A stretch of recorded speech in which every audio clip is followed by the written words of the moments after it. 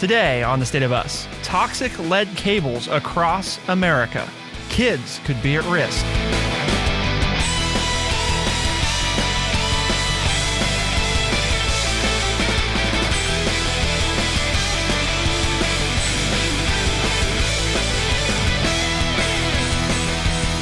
AT&T, Verizon, and other telecom giants have left behind a sprawling network of cables covered in toxic lead that stretches across the United States, according to a Wall Street Journal investigation.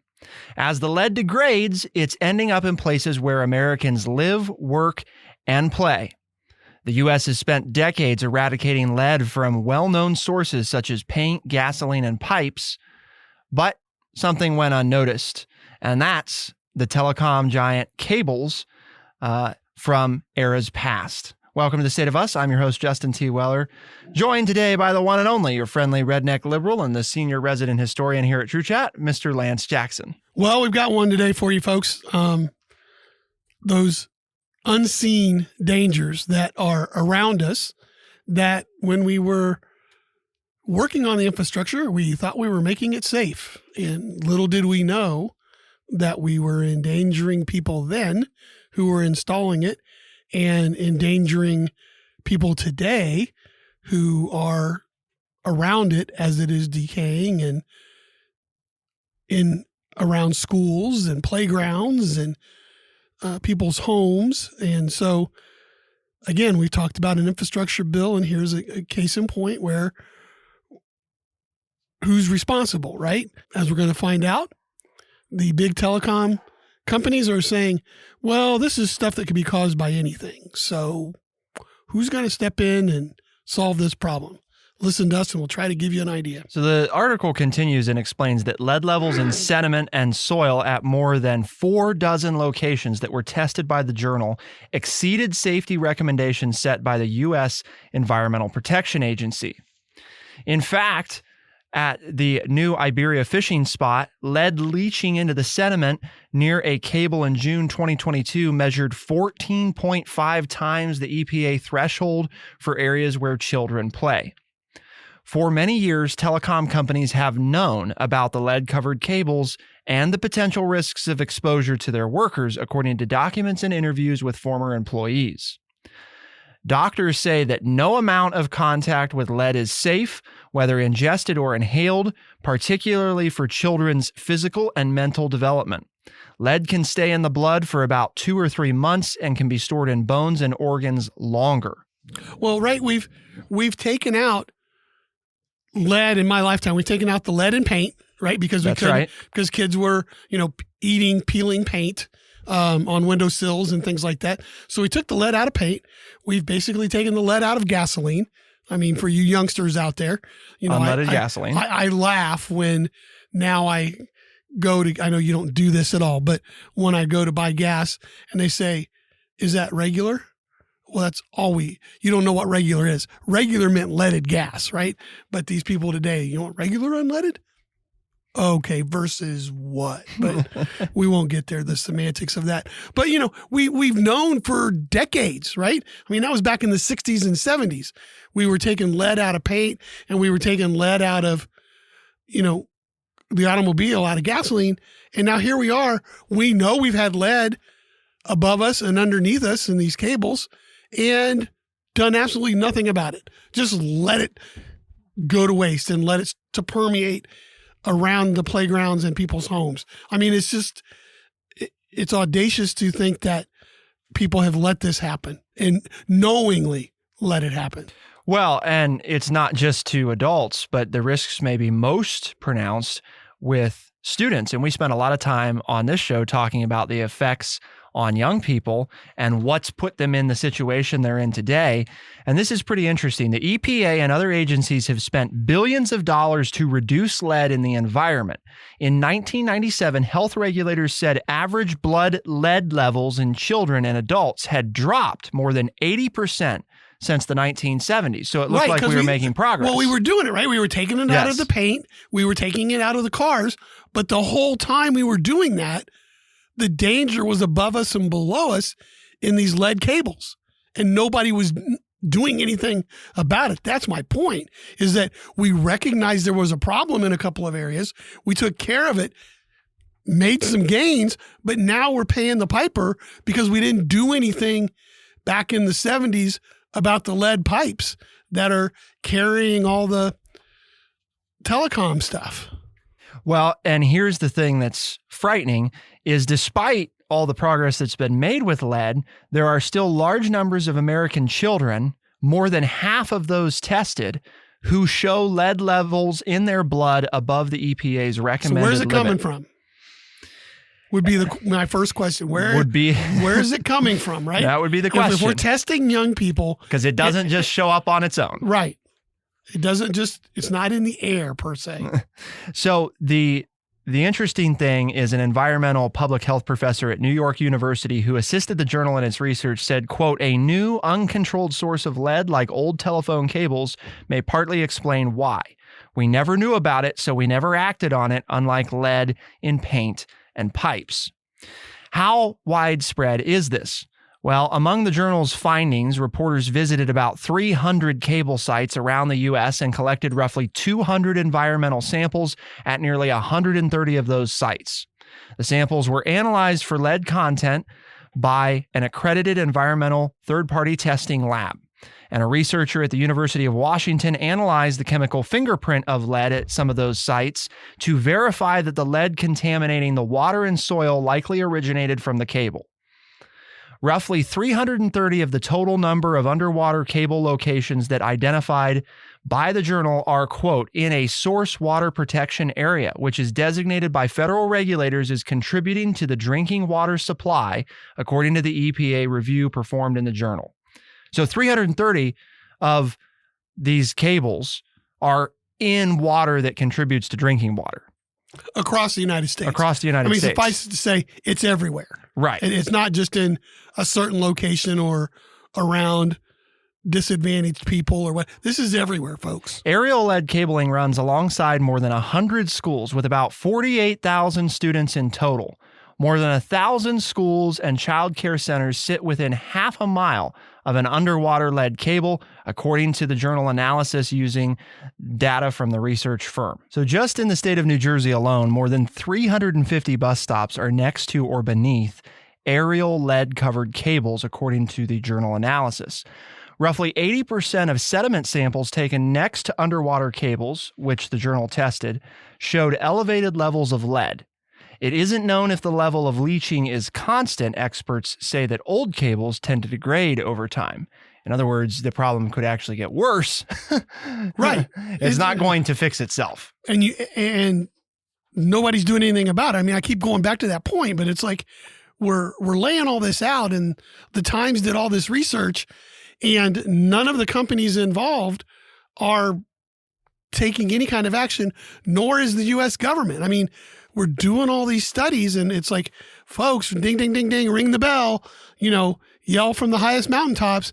This is an issue that we've addressed in the past in other areas, and this one, we just seem to be letting it go. No, it's not on anybody's radar to get fixed. And to your point, if we don't, it's just going to get worse. It's not going to get any better. Well, and part of the issue is this is a patchwork, right? It's not like you can easily point to one group or the other and say this is who's responsible. Most of these cables date back to the late 1800s all the way through the 1960s and belonged to the Bell Telephone Company, which of course is defunct. Then when they were broken up, it was split up amongst these other carriers. You say we just leave the monopolies alone? We should. Well, then we'd have one person to blame. I mean, we can blame them, but right. but there's nothing they're going to do about it. So there's a positive side to a monopoly. There is. They can't pass the buck to anybody else. But in this case, now you've got AT&T and Verizon and others. And sometimes, and this is the real kicker that I thought was just absolutely crazy, tracking the current owners of old cables is not a simple task. I mean, you would think that a public utility cable that belongs to so-and-so. Yeah. But the companies themselves, in many instances, deny their ownership of some cables. So the journal tally of abandoned lead cables is sure to be an undercount. I saw you over the bus stop. It wasn't me. It was, yeah. I saw you in the lake. It wasn't me. It wasn't me. Nope, not ours. Not ours. I mean, there's actually a point later in the article. Yeah, but who's going to step in with the hammer and say, yes, it is yours? Right. You know, well, it has to be somebody's, right? I mean, it can't just be nobody's. But at some cable sites, telecom companies disavowed ownership, like in Lake Pend Oriole in Idaho, in the Idaho Panhandle. A snarl of 2 lead-covered cables lies abandoned in a spot where children speed by on inner tubes in the summer. The cables sit under a railroad bridge in a prime fishing spot. A sample of the water collected in August at the lake bottom showed at least 1,250 parts per billion. And you might say, well, what the heck does that mean? What's the EPA's recommended, levels? Well, they recommend that drinking water out of the tap not exceed 15 parts per billion. And this is sitting at 1,250 parts per billion. Well, you're not supposed to drink it, but you're riding inner tubes, you're fishing. I mean, what's the effect it has on the fish? A water sample. You catch the fish and you eat the fish, are you getting the lead? Well, they recommend, that's a great question. The EPA says chronic exposure to more than 2.5 parts of lead per billion in fresh water poses risks to aquatic life. So it's even less for the fish. Because, well, they're living in it, so. And a water sample taken at the surface in this spot showed lead at 38.8 parts per billion. And you might say, okay, well, there's lead in the water, but how do we know it came from the cables? Well, this is where they do fingerprinting of the lead. So at a number of selected sites, the journal took the extra step to confirm that lead stemmed from the cables and not another source. There's a cable. You can take a sample from the cable, and you can compare that to the sample that's in the water or the soil or whatever, and you can say, these match. Or if there's something else like an old lead smelting factory nearby, you could take a sample from there and compare it and say, oh, these don't match. There are stories throughout the article detailing where these are near schools, where these are near playgrounds. They actually use, Lance, a UV type light to scan the ground to show lead exposure. And in some cases, because of the way these aerial lead cables are hanging, the lead is in the dirt, is on the ground that the kids are playing on. I mean, so, and the journal points out, this isn't talking about you don't have to take a fistful of the dirt and eat it to get this. All you have to do is basically touch it. Because if you touch it and just so happen to touch your face or rub your eye or get near your nose you're multiple ways for it to enter your bloodstream. And you might say, well, one-time exposure is not a big deal. You're right. One-time exposure probably wouldn't be the end of the world. However, these are young kids. If you go out for recess every day. who are going out on a regular chronic exposure. Lunch. Yes. And this highlighted, that the most dangerous population group that can be affected by this is kids. And what does it affect? Physical and psychological development. Where are we going next with this interesting story? It sounds really bad. So what is it? Is it just kids that are affected, or how are other people been affected? Keep it here on The State of Us, and we'll be right back.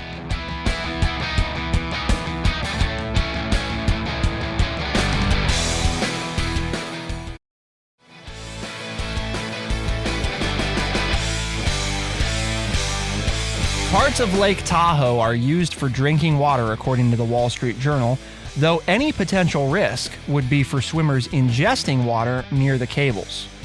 Compared with the EPA's guideline for water out of the tap, tests in March of this year in Emerald Bay were 367 times the threshold. See, this is almost like science fiction numbers. 367 times the allowable threshold. And everybody's throwing their hands up saying, well, it's not my problem. That's right. But not our fault, not my problem. And it goes all back to that. Well, maybe it's not your, do we care if it's your fault? Don't we just need to get it cleaned up at this point? I mean, whose fault is it? Well, you could say the Bell Telephone Company's fault. Well, they didn't know. I mean, it's not like they did this knowing that they were going to be poisoning, the water. Well, just like putting lead in paint and lead in gasoline. Right. Nobody people knew weren't they were doing this causing hoping to poison people. Right. That wasn't the intent. But we know about it now. So the question is, and we've known about the dangers of lead for decades. The other thing that begs the question is, these companies know that they have lead cables out there. They acknowledge that. The consistent response has been from the largest owner, which is AT&T, of these cables, that underground cables present real possibilities for overexposure.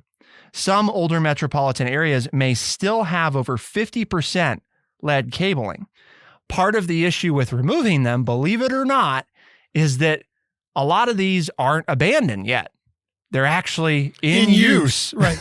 They're carrying information. Yes. So it's not quite as simple as saying, oh, well, just rip that lead cable out of here. I mean, there are lots of, and we've talked about that, there are lots of these cables, right, that are abandoned or are not in use. So they might be owned still by one of these companies, but they're not actively doing anything. They're just left to hang or left to lay. I don't know if you know about these or not, but is this kind of like those EPA Superfund sites back in the 70s and 80s where we knew there was toxic environmental waste and it belonged to nobody, and the EPA's been spending billions of dollars over the last 3 or 4 decades to try to clean these up?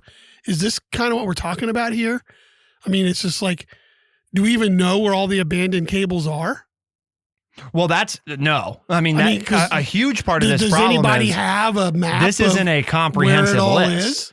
I mean, this is not... The journal goes to great lengths to point out that they are almost completely certain that everything that they've gathered is a gross undercount of what's out there. Well, they were buried 60 years ago. We haven't used them in 30 years.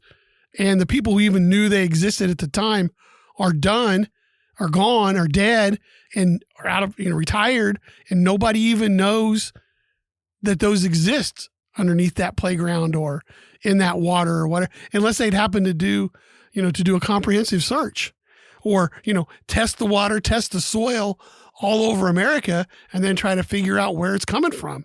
I mean, that is kind of an exhaustive search, and it's kind of like, well, that's a daunting task. We can't do that. But again, I feel like I'm a broken record. If we don't do something about it, this is a situation that's just going to get worse and affect a greater number of people as the years go by. So it's one of those things where, yeah, we really can't fix it or fix it quickly, but we need to start doing something because any improvement, anything we get done is an improvement. And at this point, there's not anything being done. So there's no improvement. A former EPA official and director of the National Institute of Environmental Health Sciences, which is a federal agency, says the journal's findings, quote, suggest there is a significant problem from these buried lead cables everywhere, and it's going to be everywhere, and you're not even going to know where it is in a lot of places, end quote. Risks from exposure include behavior and learning problems and damage to the central nervous system in children, as well as kidney, heart, and reproductive problems in adults, according to U.S. health agencies. Sounds pretty bad. Sounds not good. Now, the piece of good news is, to your point historically about the EPA, and the EPA actually does have, when there are substantial, especially the whole, well, it's not me, nobody knows who owns this old cable here that's running in this lake that we use for drinking water. Like, none of us are going to claim it, So the EPA actually does have authority to take charge of cleanup efforts in certain cases, especially if a substantial public health risk is posed. And and the government, if they need to, can always start the lawsuit and still clean up the sites, right? I mean, sure. So 30 years from now, Verizon or AT&T may have to pay damages in court, but you can go ahead and get started getting rid of them now.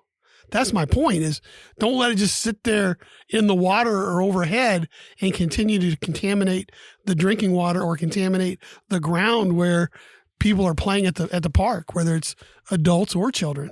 So a couple of changes that have to take place. I mean, first and foremost, and you identified it before, Lance, is we have to know where the heck all this stuff is, because it's going to be a heck of a thing to deal with it if we don't even have it identified.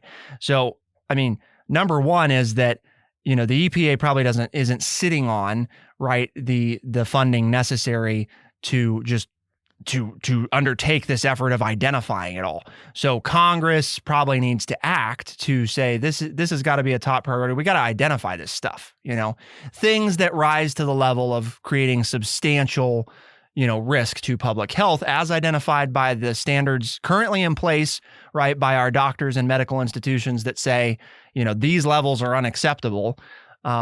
All we need to do is go out and identify it. But here's the other thing about those levels of acceptability that I thought the article did a good job of pointing out. So one is we have to identify all this stuff, right? But the other thing is we have to talk about, well, what level's actually acceptable, right? There was a big, debate about this too for many years, especially when nuclear weapons and then reactors came onto the scene of what amount of radiation exposure is acceptable, well, theoretically none, ideally none at all, but how much can your body safely tolerate before you start to feel undue effects? A young child swimming for an hour in water and swallowing some of it with lead content equivalent to the measurements that were taken by the journal in May could add about 7.4 micrograms of lead to his or her blood. Now, using an EPA lead exposure model is how they estimated this risk. To help determine whether medical or environmental follow-up are recommended, the Centers for Disease Control, so we're bringing in another separate government entity, right, and prevention uses a level of 3.5 micrograms per deciliter. Trouble is, that is higher than that of 97.5% of young children surveyed nationwide. So the level that the CDC says needs environmental follow-up is higher than what we're finding in 97.5% of children. So part of the issue is that when a kid, for example, shows up and tests and they find a degree of lead in their system, if it doesn't hit this threshold that the CDC recommends, there's nothing that's automatically triggering the EPA to get involved. It's just, so even though lead is bad, is not good for you, well, you don't have enough of it. Right. Well, you don't have enough of it for us to investigate where it came from. Right. You have it in your system, but remember that we went back and talked about large numbers of American children continue to show levels of lead in their blood, more than half of those tested. And you should, generally speaking, you should have undetectable amounts of lead in your blood. Right. I mean, just to be clear here, right? It's not like, oh yeah, you should walk around with, 1 microgram. No, you should have, like, if you tested the three of us today, sitting here in the studio, our producer and Lance and I, we should come back with undetectable, i.e. trace amounts of lead in the system. We know that there shouldn't be any lead, but if you have up to this amount, we're not going to investigate how you got that much. And in the same... So then they are saying, in a roundabout way, you're okay with this much, even though we know that any trace amounts are bad for you. It's like the right hand doesn't know what the left hand is saying or doing. Because as a reminder, the next sentence, right, is that doctors say that no amount...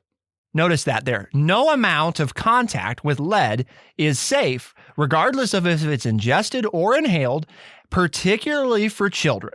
But the government is not agreeing with that. The CDC.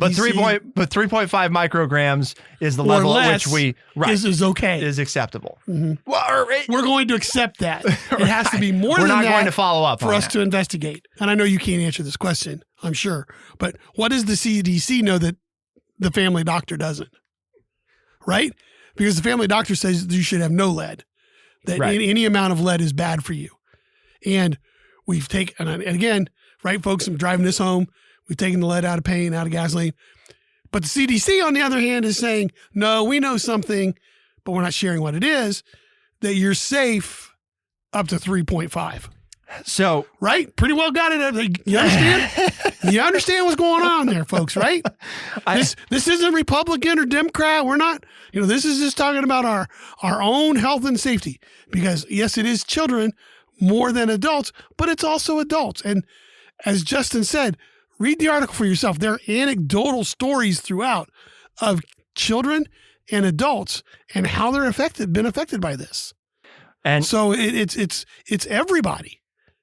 And we're not doing squat about it. Well, and like we explained in the example, just an hour, right, of a young child swimming in water inevitably will cause them to swallow some of it. And based on the EPA's own modeling tools, right, to estimate lead exposure would put you at 7.4 micrograms. And 3.5 is supposedly... So why don't they investigate those areas? The acceptable limit. So why are they not investigating those areas? Well, because there has to be a positive test in a human for the CDC to be involved. So see, here's again where you don't probably have any government agency that's acting out of ill intent, right? But this is not unlike part of what frustrated Americans. Yes, they are, because they're not doing anything about it. So they do have ill intent. Sorry. They do. Okay? Because you and I aren't necessarily brainiacs. And we can read this article and understand. We're not doctors. We can understand. We didn't even stay at a Holiday Inn Express. But we can understand this article and realize it's a problem. So if there's a government agency out there that could fix it and they're not doing anything about it, they are showing ill intent in my book. Keep it here on The State of Us. We'll be right back.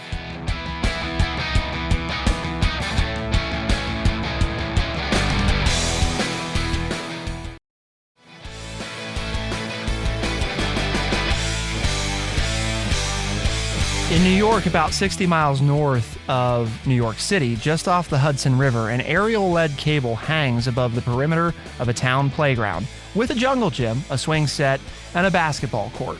Near a, quote, children at play, end quote, sign, lead in the soil measured more than 1,000 parts per million, according to the NYU professor. The EPA's recommendations for levels of lead it believes are generally safe in soil are lower for areas where children play.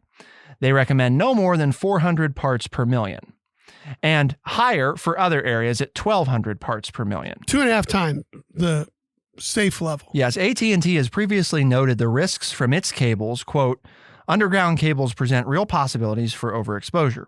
The company considered the potential cost and environmental impact of removing the cables daunting, said Braden Albany, a former top AT&T environmental health and safety official who's now a professor at Arizona State University. Quote, it was standard operating procedure to abandon those cables in place, he said.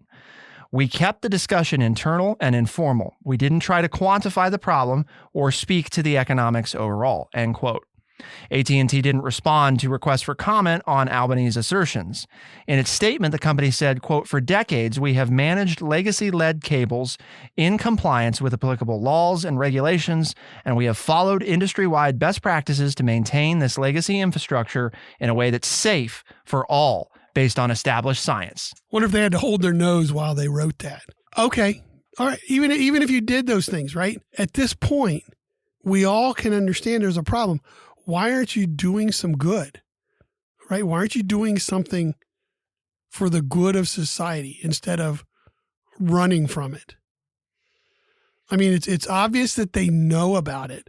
And they're basically saying, right, what that says, and not to, our audience isn't dumb, but, you understood it hopefully just like I did. And that is, well, we've done everything we're supposed to do within the letter of the law. We're not saying that we should have done more. Right. We're just saying, well, where the law said we had to do something, we did something. But we're not necessarily taking care of all the problems. So the other component of this, right, is that the legislation needs to catch up. I mean, we need to be on top of this. It shouldn't be legal. It shouldn't be legal. Right. And we can't even get a budget to keep the country running.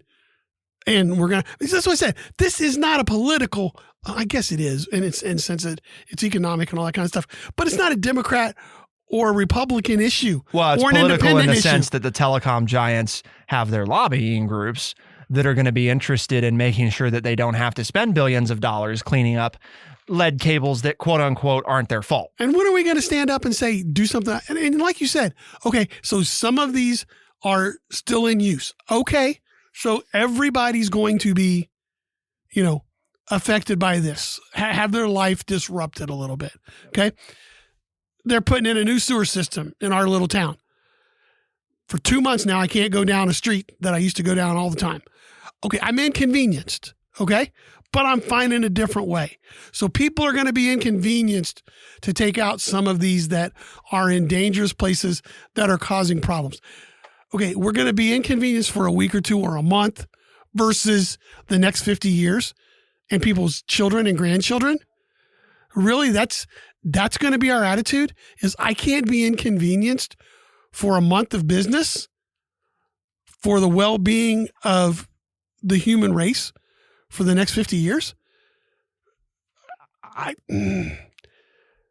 stand up in court and say that, right? I mean, with the television cameras going, or let some YouTuber get a hold of it and put that out there wherever everybody's going to see it. I don't care. I mean, I want to talk to the person who says, yeah, we don't want to be inconvenienced for a month and it'll cost us, $20 million for the month. And that'll hurt our income for our shareholders. But we're going to let your children, my children, grandchildren, and their children all be harmed by this. Because that $10 million, $20 million and a month of inconvenience, it's not worth it to us. We're going to just possibly ruin the lives of all these children. Sure. Okay. Well, the biggest, that's what they're saying to us. The biggest argument, and right? We're sitting is here that taking it. We're taking it. How many of you have written your Congress people and said something to them about this, right? Say, will you get a freaking budget in place and go after some of the things that are important, right? Don't give me this Republican Democrat garbage. Do your job, and you're there to serve me and protect me. That's what I'm paying your salary for. It's what Justin's paying your salary for. All of us who work and pay taxes. We're not paying taxes so the Republicans can cry at the Democrats and the Democrats can complain about the Republicans. We pay them to solve these kinds of problems and to protect us. That's the higher calling that they are under when you become a politician, is to protect and serve. And we know they're here. I mean, right. This is a problem that we all know about. It's been front page news all summer, people. I'm sure you've heard about this. I'm glad you're listening to the show because we're saying it's time to do something about it. Just because we're reading it, this is the stuff our politicians should be taking care of. Not worried about whether we impeach Donald Trump or impeach Biden or put Biden's son in jail. Okay, whatever. That's really why don't we focus on lead that's hurting our children? Lead that hurts our children and our grandchildren and their children. And aren't we concerned about our learning standards in the world? I mean, I think we are, right? Where we are with learning. Yeah. I mean, we're trying to bring more jobs back to America. How many shows have we done on, we're falling behind in this metric and this metric, and we're having problems with reading, and we're having mental health crisis. Do we really need to? You might say, well, we don't know for sure that the lead, is contributing to that, but we don't know that it's not, and it's certainly not going to be a bad idea to get rid of it. And we know the levels are above what anybody is saying they should be. Right. That's about whether they're causing a problem or not. In some cases, hundreds of times. Yes. Like not like, it's 5% over. It's like, no, this is, never mind that we also discussed that the quote unquote acceptable levels are really probably not acceptable because no amount's acceptable. So, it's 360 times the acceptable level, which isn't acceptable according to doctors, but we've decided is acceptable. But it is to the CDC. That's right. So, I mean, there's that side too of, I think you're going to be hard pressed to find Republicans or Democrats out there, right, that say, we just shouldn't do anything about lead. So why we spend all that time bickering and fighting and arguing about all this stuff that we maybe can't make progress on, right? Some of these complex social issues that we're having trouble with. This is not a complex social issue. Ms. Representative, how do you feel about the lead poisoning in the ground at the playground? Well, I'm not worried about that. I think we need to impeach the president. Yeah. Well, Mr. Senator, what do you think about the lead poisoning the children who are swimming in this lake and the people who are drinking the water? Well, I don't care. We ought to get President Trump, who's still claiming that he won the last presidential election. We need to get him in trouble. No, I'm not worried about kids and young people and adults who are being harmed by lead poisoning. Nope, that doesn't. Not interested. I'm not interested in that at all. Not concerned. We have more pressing issues to take care of, like getting back at the people we don't like as Democrats and Republicans. Well, but it's been, and for us old people, it's been on TV. I mean, it's been on mainstream media. I've watched it. It's on not a secret anymore. the channels where I watch. Well, there's the been a evening lawsuit news. going on for 10 years at Tahoe Lake with AT&T. 10 years. I mean, so a decade that at least in one place, people are aware of it. By the way, interestingly, AT&T decided to settle that lawsuit, admitting no wrongdoing, agreeing to remove the cables and spending $1.5 million to do so. See, I said 10 million. It's 1.5 million. They could do it in 10 different places, or 8 places, right? I mean, just making it worse, Justin. I mean, it's like they can do it if they want to, but everybody's worried about all this other stuff that has nothing and we could be doing some good, right? I mean, you want to be a representative who does good things, or you want to just spin your wheels and get nothing accomplished? I don't know. You wake up. Come on, JD Vance from Ohio, do something good.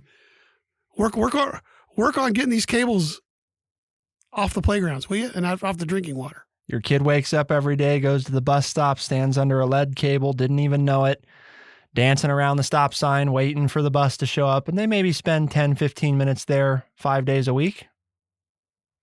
Oh, gee, they're not getting good grades. They're having all these problems in school. I don't think the lead's helping. They're on medication for this. They're on medication for that. I don't think the lead's helping. And the other thing is, I mean, I don't know, but the basic science here is until you stop the exposure, you can't fix it. They talked about, I mean, the lead's going to stay in your blood for months, and it's going to stay in your bones for years. Yeah. So, but none of that, it can leave your systems. It can get out of there. But the only way it can is if you stop being exposure exposed to it. So if you keep going to school every day underneath this lead cable, waiting for your bus, that's not stopping your exposure. That's not ending exposure. As long as that cable's there and as long as you're standing underneath it, that's not a good recipe for success. Seems like a serious problem that our politicians are not addressing. So why do we have the show today, Lance? Well, because the place we work, True Chat, has a mission. And that mission is to educate people by providing honest, open, and respectful conversations. We've done that today. We've brought something to your attention, I hope in a different format than you've seen. It opens your eyes. It makes you write a letter, send an email, a text to your politicians. Get them off their butts and do something positive for us for a change, all right? And if you're talking to your family and friends about this issue and they want to know where you heard about it and got all this good information, tell them it's from The State of Us. It's a podcast, and you can find it on Spotify, Overcast, Stitcher, Apple Podcast, and everywhere podcasts are found. The State of Us releases new episodes every Tuesday and Thursday, first thing in the morning as a podcast. Those same episodes are heard on the weekends on AM and FM radio stations across the United States and parts of Canada. For The State of Us, I'm Justin T. Weller. I'm Lance Jackson. Special thanks to our recording producer, Levi LaForge. Thank you to senior producer Bradley Butch. And of course, our audience, thank you for tuning in. We'll see you next time. Be the change.